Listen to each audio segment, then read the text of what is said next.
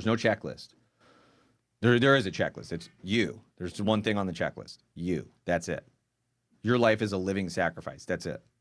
So when they were dismissed, they came to Antioch, and when they had gathered the multitude together, they delivered the epistle, which when they had read, they rejoiced for the consolation. And Judas and Silas, being prophets, also themselves exhorted the brethren with many words and confirmed them. All right. All right. So let's look at Acts 10, because this is the example of when Peter brings this to Cornelius' house. We're good on time, dude. We're totally good on time.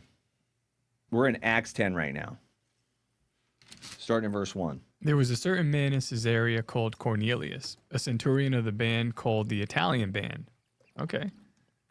A devout man, and one that feared God with all his house, which gave much alms to the people and prayed to God always. Okay, hang on. So this dude's never been under the law. He's from the Italian band.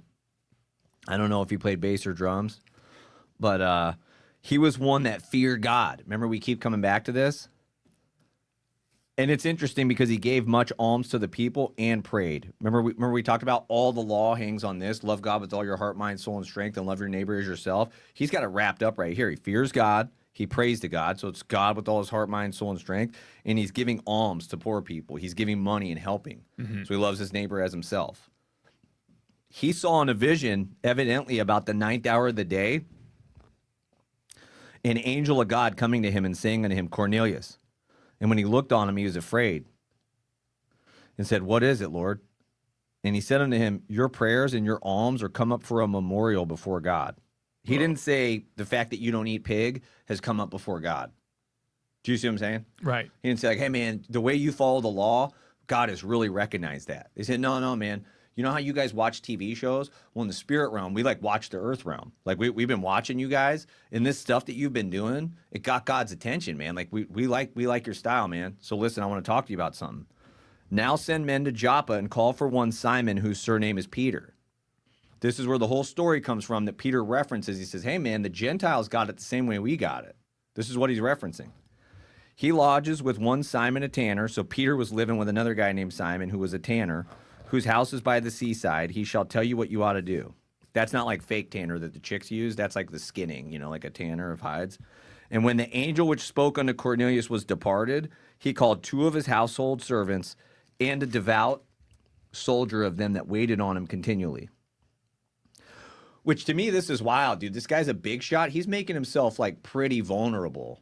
He just called a soldier and 2 of his servants and said, hey, guys, I don't know how he said it. He might have said, like, don't tell this to anybody else. I don't want to look weird, but an angel came and talked to me.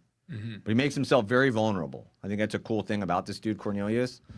He says, but listen, man, I'm not going to, like, delay and wait for another sign.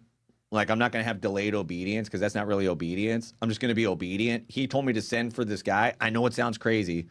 We don't have cell phones or, like, the internet. Like, we can't text him or email and ask if there's really a guy there with that name. Just go. Just go. Really a guy with that name. So these 3 guys are going to show up and say, hey, we're looking for a guy named Peter. And maybe the people will be like, what are you talking about? I don't even think Peter was a real name at the time. It just meant rock. Right. You're right. Simeon, you're right. Yeah. And when he had declared all these things unto them, he sent them to Joppa. They have no clue what's going to happen, but they're going. On the morrow, as they went on their journey and drew nigh unto the city, Peter went up on the housetop to pray about the 6th hour.